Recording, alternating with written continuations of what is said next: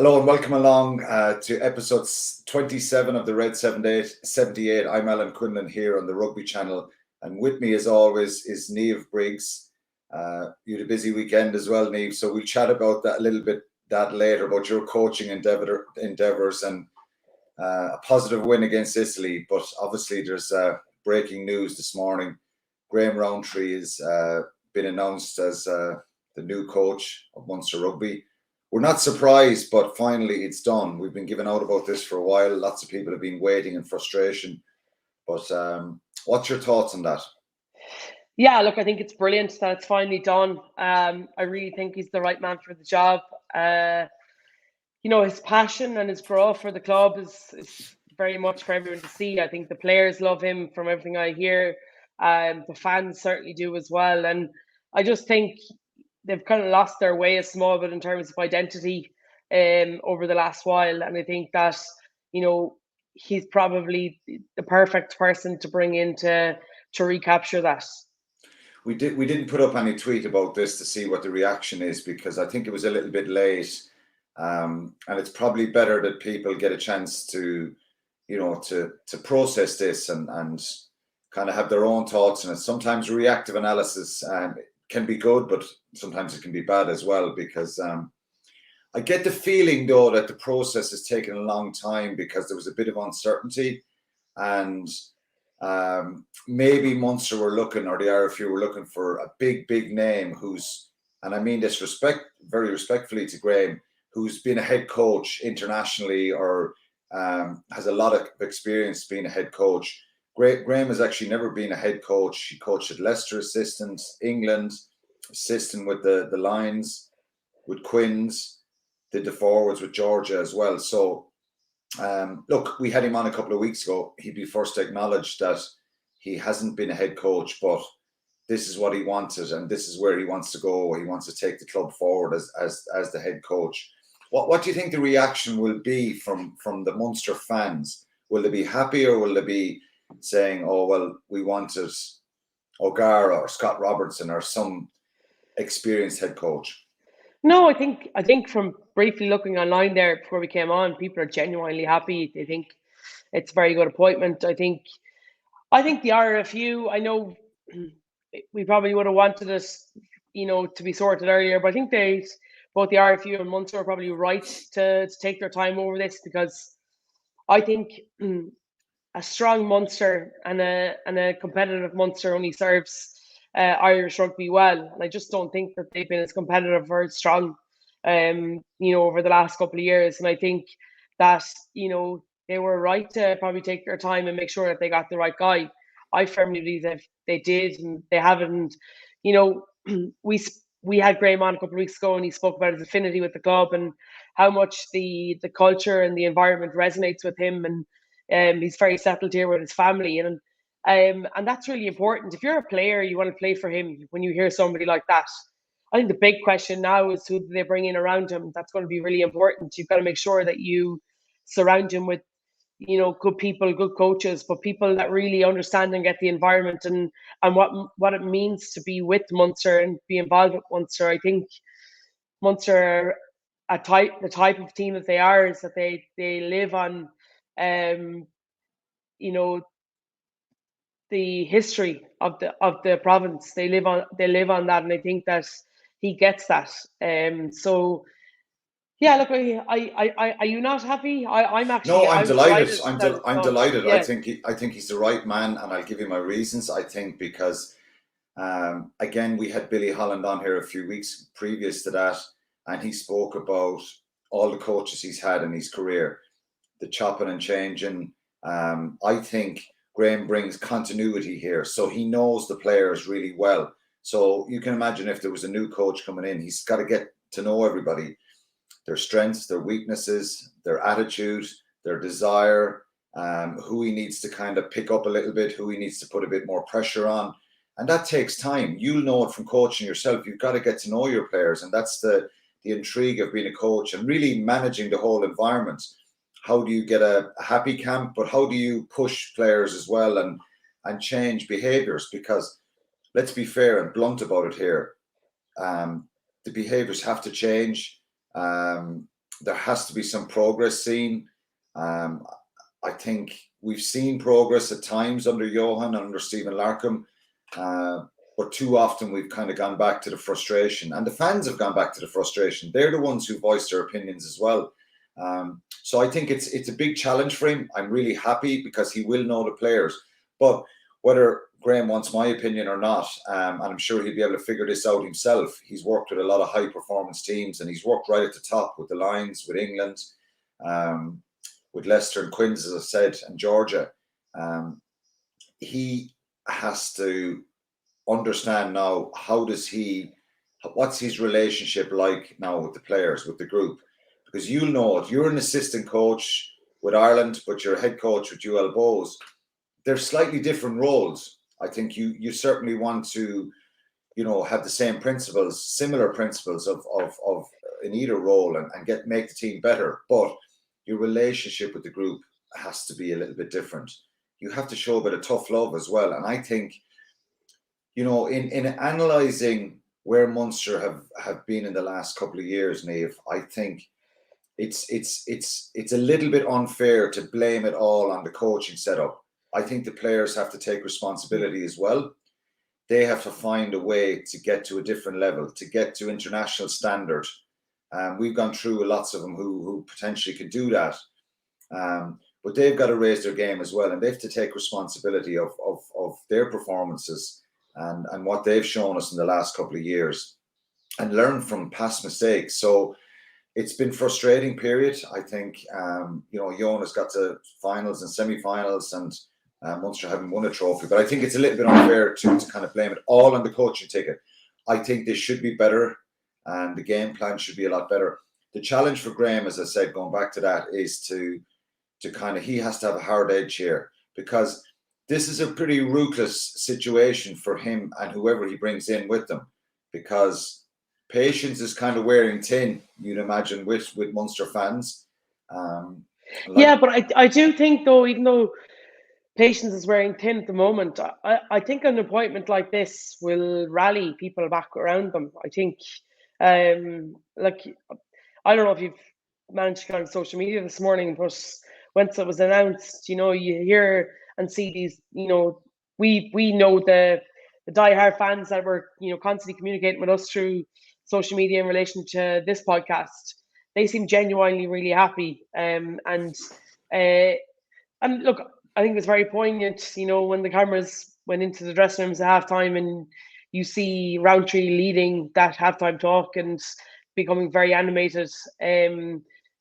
I think he's a leader. I really do. And you're right, things will have to change in terms of he'll definitely have a lot more on his plate, but he seems to have a really good nature about him. He's got a very good rapport with players, and his philosophy of simple is best is so good. I've definitely taken that into my coaching as well, but from listening to him whenever he speaks, and he'll give them a hardened edge, I think. But I think this is an appointment just because of the emotional connection that he has with with the team, but with the province, the fans. I think genuinely that he'll be afforded some patience, but also he'll definitely get a lot of enthusiasm behind him. Of course, you can't. Rome wasn't built in a day, and there has been a bit of a rebuild on there. And like I said, Johan has done a lot of good stuff as well, and there's a lot of positive young players coming through. But I'll give you an example. When Declan Kidney, we won a Heineken Cup in 2008, and I can't remember exactly, but Declan left after that, went to Ireland. Tony McGahan took over. And Tony was defence coach and skills coach for a number of years. Less responsibility, less pressure, less analysis really of your role as an assistant coach. The buck stops with the head coach, so he'll get all the pressure here, but also your relationship with the players. Sometimes as assistant coach, you can be laughing and joking a little bit, be closer to some of the players, because essentially the head coach is the one who makes the decision. So that dynamic is going to have to change for Graham. And I think he, like you said, and I agree with you entirely, I love that he's passionate.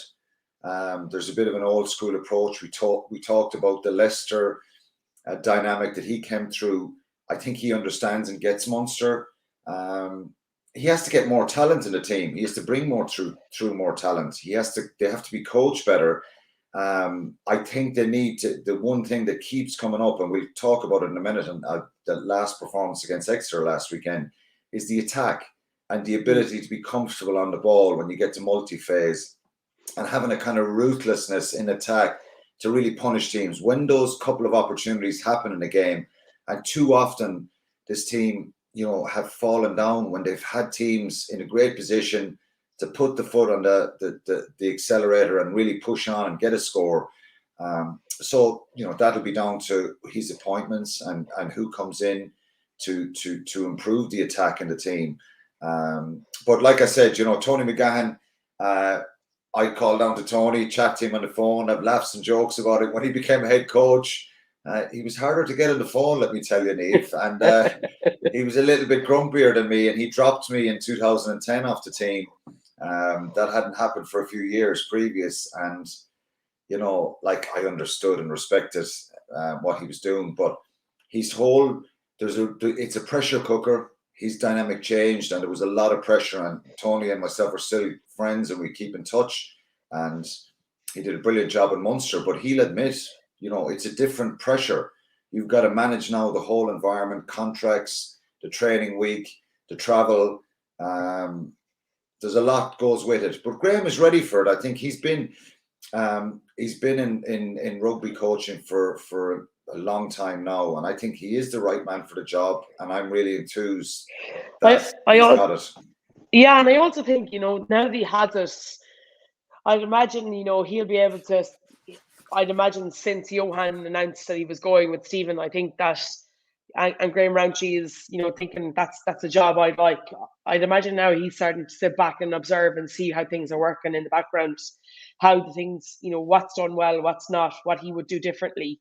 And so he's probably in a really good position that he's still an assistant coach at Munster, but he's able to probably take little bits and snippets that's happening in the background now that he's preparing for. So once July 1st and his contract starts as head coach, then he'll probably just have a little bit of a head start. So I do think that that's definitely something that he can use as a positive.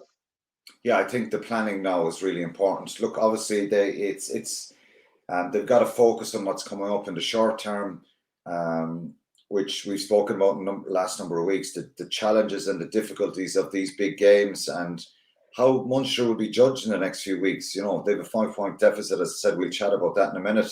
With Exeter coming, they've got Cardiff then they've got Ulster, Cardiff, Leinster, hopefully a quarter-final. They could possibly, if they get through this game against Exeter, it's a big if, I think, because I think Exeter will be a lot better.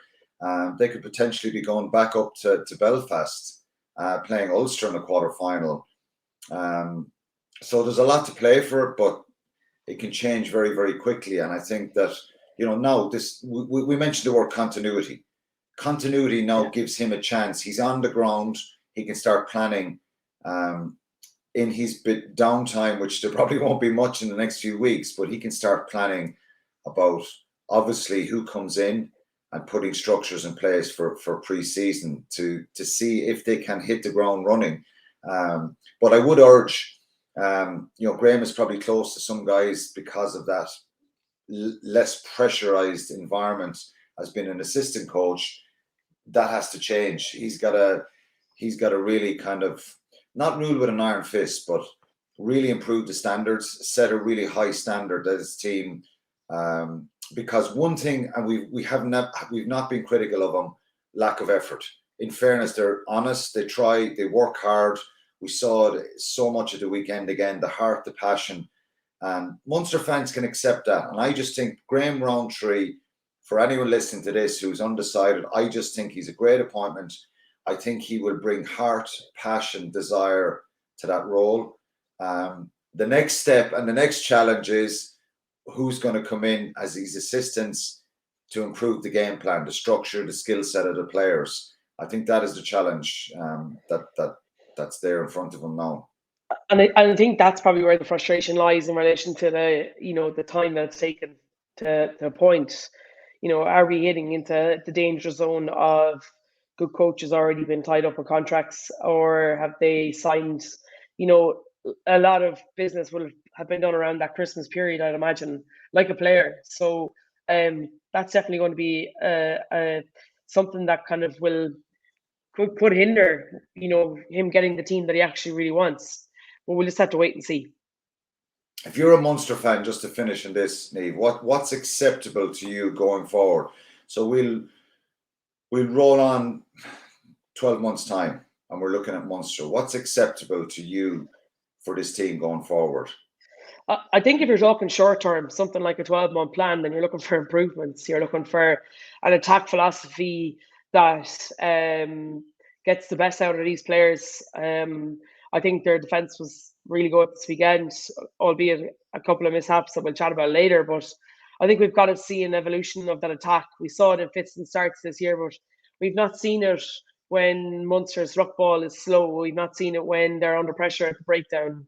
And a lot has to do with the ball carrier into the contact area, the ability to clean out, and that would create quick ball. But so yeah, I think if we're looking at skill set has to improve hugely. I'm not talking about just the back line. I think that that front three, front row of whoever's playing, or the front five, they need to have an ability to be able to play with ball in hand. The game is evolving so much now that it's not a case that you're a front five player. Your job is to scrum, to lift and line out, and to ruck over ball like a mulliker. You've got to have way more in you, and I think that's going to be a huge area of focus, that front five, in their ability to be able to move the ball. I do think then that they've got to have an action point where they've got to have the courage and the ability to be able to move the ball to space. I don't think we see that very often. I felt like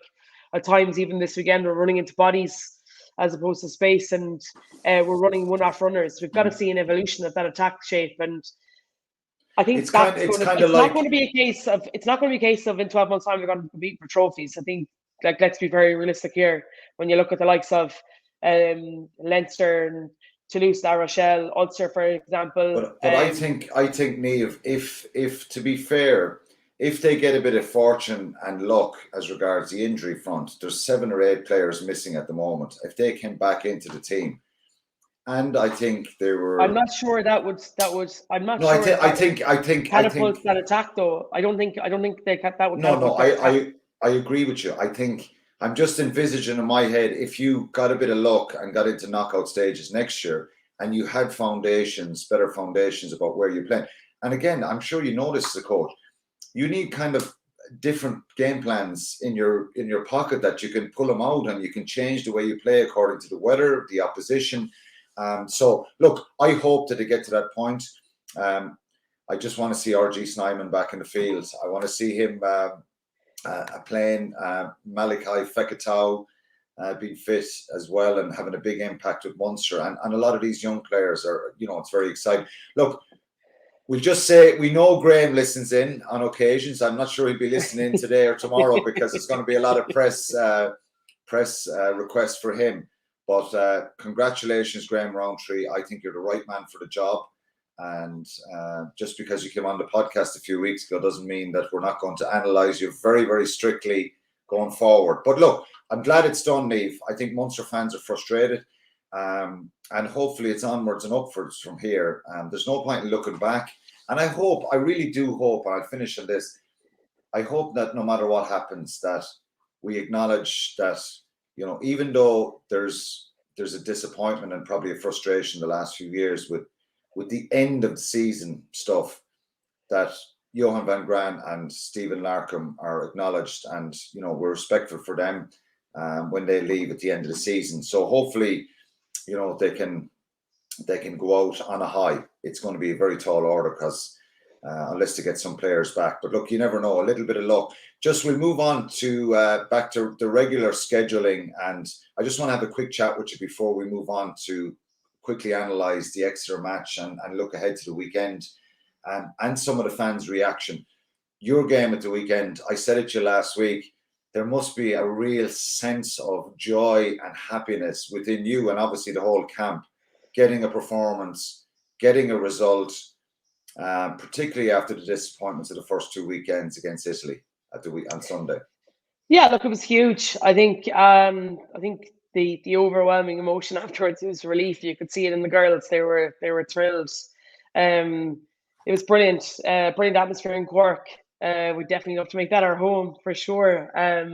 I think they really enjoyed their few days down there. But yeah, look, I think um, that'll give them a huge boost of confidence that we're going in the right direction. I think sometimes when you're training really hard and doing lots of work and you're not getting the fruition of it, it can be difficult to kind of keep telling them that they're improving. I'm just delighted for the players. They worked really, really hard after the French game and come into camp this week, really hopping off the ground and looking to right some wrongs and everything that we kind of asked. Look, it wasn't by any means perfect, and that's the coach in me who's poured over that game all day yesterday and what's excited me so much is where we can go with this because I think that was very much just the tip of it. But yeah, look, it was brilliant to see such a big crowd down there, and brilliant for that group of players because for a lot of them they've had a huge amount of disappointment over the last 12-18 months. So to be able to go and get a win, after a tough couple of weeks, you're right, was huge for them. Were they in any way fragile coming into camp last week after the two disappointments against Wales and France? No, would you believe they weren't? They were really focused. They were brilliant. Rob Sweeney was our scrum coach was ill, so John Fogarty came in and they got a big boost out of that, and he was really really good. I learned a huge amount off him over the 3 or 4 days. But not only that, I think Greg's game plan was just on point. He his method of coaching is so good. He instills a huge amount of confidence in the players, and for me, it's big learning curve this weekend and how he drip feeds information. As a coach, I'd have walked in there and just been like, "Okay, this is what we need to do." Bang, bang, bang, bang. Whereas he made it almost, that they were almost thinking of it themselves, and it was brilliant. And they really bought into it. So they weren't on the floor or anything. I think the change of venue coming out of Dublin, coming down to Cork was really good because it was just something different. And yeah, look, I do think it was just a really good performance from an emotional point of view, connection point of view. I felt like we started to see combinations work really well. I thought, obviously, the scrum, getting that scrum penalty was huge, especially after the mauling they took against France. And I thought Nicole and Stacey did really well. I thought the back three did phenomenally well. I thought Catherine Dane marshalled everything. So all these little things just, would it enthuse you, Niamh, to look at a game like this and really believe that the players can execute, and that what they've got to learn is how do you execute against the better, stronger, more physical teams? I think that for me that would give you reason for optimism, in a sense that it's not that they can't catch pass, it's not that they can't win the line out, it's not that they can't scrummage, it's just trying to find improvements in those areas against the stronger teams. Yeah, that absolutely. intuits you that opportunity is there to get better.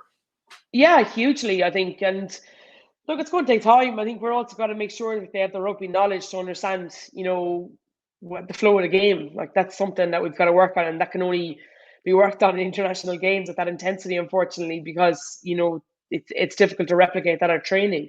But I felt like that every week we've learned something in terms of our development as a group. And individuals have improved on developments that you've asked from their review. So, yeah, look, hugely enthusiastic. I think came away out of that, drove back to Limerick on Sunday evening, and really bouncing in terms of, in my mind, the hamster was going, and I was really excited. But then yesterday, when I look back at the game, I was like, gosh, like, I know we won and we got a bonus point, but I feel like there's just so much more in this group, and so from that point of view, it definitely enthuses me. Okay, you've a handy one next away to England. So anyway, we'll talk to you about that one next. Obviously, that is a joke. England are at a different level, but anyway, it's a challenge that hopefully the girls embrace and that you can look forward to. Okay, we're going to move on. We'll try and double up here on analysing and looking forward all in one swoop here. You have some tweets from the weekend there, because as always, we look for reaction as to what the fans think of of the performance. We want you to get involved. You can tweet us at Rugby Channel 15 or either of us at our personal Twitter accounts, or give your thoughts on what you think, because we want to give the fans a voice here. So you have some tweets from the weekend. A lot of the same stuff keeps cropping up again and again. Yeah, hugely. Look, I'm not even going to read out individual tweets because they're actually all the same. I think a lot of them spoke about the defensive effort and how good it was, and they're absolutely right. I thought it was outstanding. But more so than that, it was probably our lack of creativity and our attacking shape. Just we struggled with at times, and yeah, I think we spoke about the 15, 13 man advantage. There wasn't, even when they were down to 13, we didn't have a huge amount of variation. I know we camped on their line for a few minutes, but I just thought that we were not naive. I just think that we need to be a bit smarter in how we went about what we were trying to do there. We could have won the game, Niamh.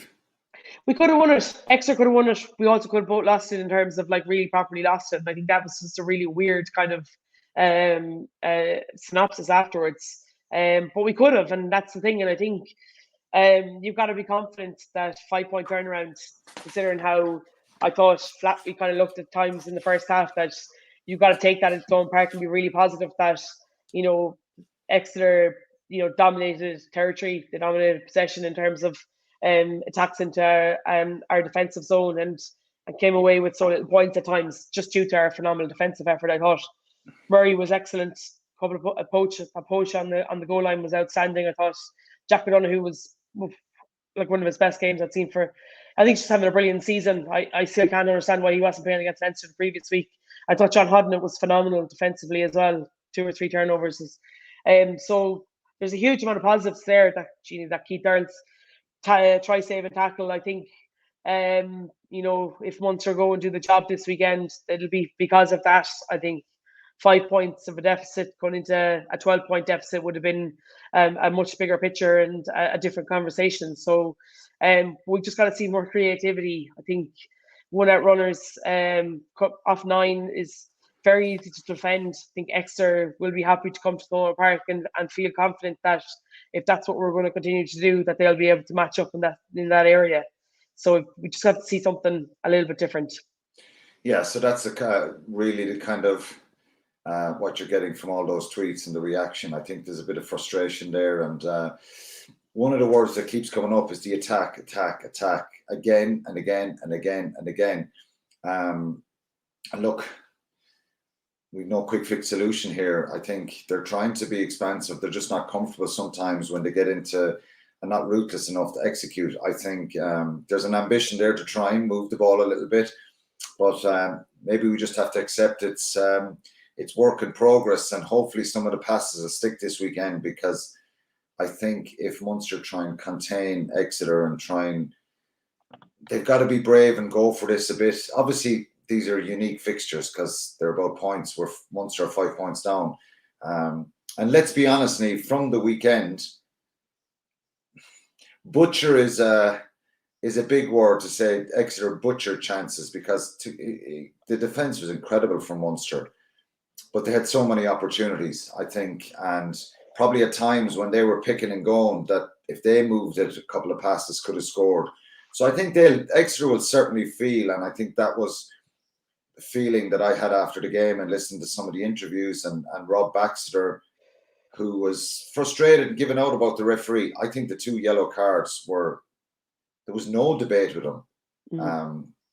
The swinging arm and then stripping the ball on the ground close to Munster's line. No debate, really. I think there's no debate. So that was maybe just the frustration that he was talking about after the game. Munster had such a brilliant opportunity, and I'm sure that players will have seen this during the week. They will be showed it on the videos. A couple of passes and they score. Craig Casey goes for the try. Well, if that goes through the hands, it's the try outside. I always say, if you can go close to the line, you better score when there's an opportunity. If you don't, you're wrong. So that was such a big momentum changer for me. I thought, I thought that was a huge momentum changer. And there was another one with Mike Haley as well, Niamh, where he cuts back inside, where if he puts it through the hands, Damien Dialinde started swinging his hands. Munster had 3-on-1 outside him. Put it through the hands there. Like, it's just making those decisions under pressure seems to be an issue for these players, and they have to learn and for themselves. Okay, for themselves, that, you know, there's no point in looking back in the video every Monday morning and saying, well, if we did this, if we did this, if we did this, we would have scored. They've got to start reading the game better themselves and becoming kind of students of those attack situations where they just know exactly what to do in that situation under pressure. And I think if Munster lose this weekend, or they don't close that scoreline, they could really regret that kind of period of time and on close to that Exeter line where they were given a lifeline. Let's be honest here. They were physically kind of under so much pressure throughout the game. They stood up, and I thought, you mentioned Hodnett was outstanding. Jack O'Donoghue, outstanding. Conor Murray was brilliant. Exactly the type of scrum half you want on when you're under so much pressure, because he makes so many tackles and he got a brilliant poach as well. But he also couldn't have done any more in attack, and this is what frustrates me about this Murray Casey debate. I think we see Casey coming on full of energy, and you know, we automatically assume that the tempo and the ball is better. It's not really. It's a lot to do with the breakdown and the fact that ball carrier doesn't fall the right way. The two clear outs don't clear the threat. They just kind of park over the ball at times, and it makes it really difficult. And I thought Murray was really good this weekend, considering that he had a young out half outside him, a young back row-ish in front of him, and that they were missing kind of like obviously like O'Mahony's just that big spiritual leader of the group. And so yeah, I for me, like, he has to start again next weekend because his defensive work is so good. And I think when you're playing this, you know, this game is going to be, it's so important. You need to get a win. He's going to, you know, you need him there to be able to mop up, because let's face it, that extra back three, you know, are so good in open play. Murray's ability to cover the tracks is so good. 16 penalties and so many turnovers. If you know, it's just too much. You mentioned, and a lot of the tweeters mentioned the one out runners against Exeter getting smashed backwards, and then Exeter counter rucking, which they're very good at. It continuously happened in the first half. This is naive from the players. They've got to change that themselves. A runner, you know, you go to the touchline and you're trying to get a runner to come back against the grain, but you want to try and get a little bit of a gain line, or even coming back off the touchline, off slowish ball, and then Exeter charging out, gain line tackle, and then doing what France did to Ireland, just getting into great body positions, driving them back off the ball. I think you'd be better with crossfield kicks there, or even putting the ball up in the air in that situation, or even as something as simple as a tip.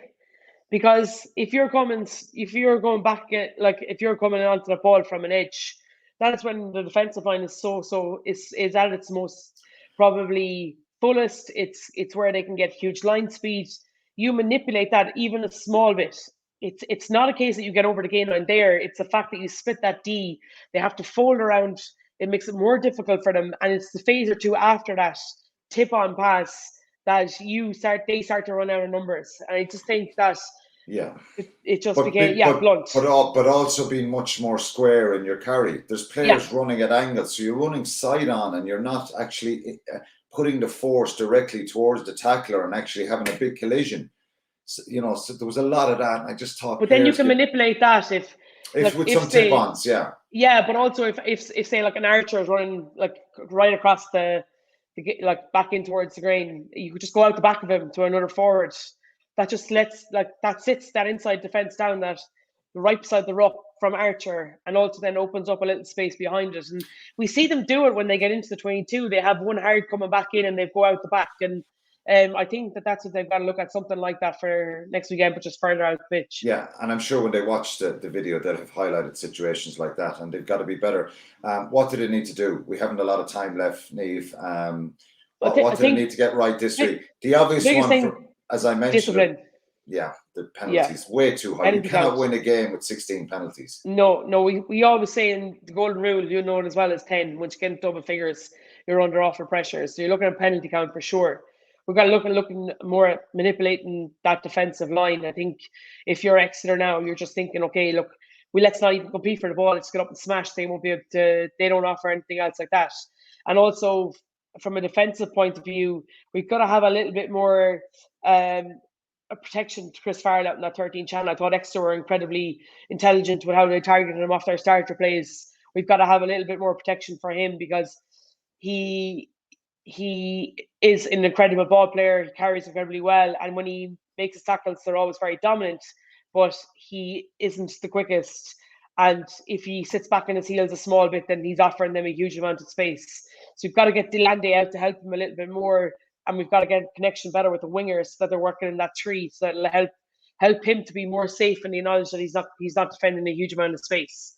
They'd be my three things. And turnovers conceded, I think, are way too much. Issues at the breakdown. And to be fair, Munster turned that around in the second half. So, when you have someone like Dave Ewers, who got man of the match, player of the match, Sam Skinner, Jacques Vermeulen, South African, Johnny Gray, I think they put Munster under so much pressure. So I think they've got to protect the ball so much better.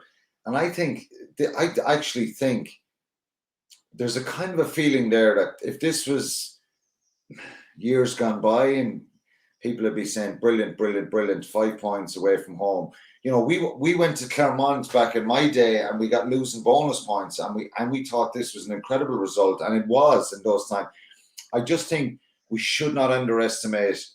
Look, Exeter should have won the game by more. That's the reality. Yeah. Munster could have won it in that period that we spoke about, and Exeter, will, even though haven't been as strong this year as they have in previous years. They won this competition 2 years ago. A lot of good players.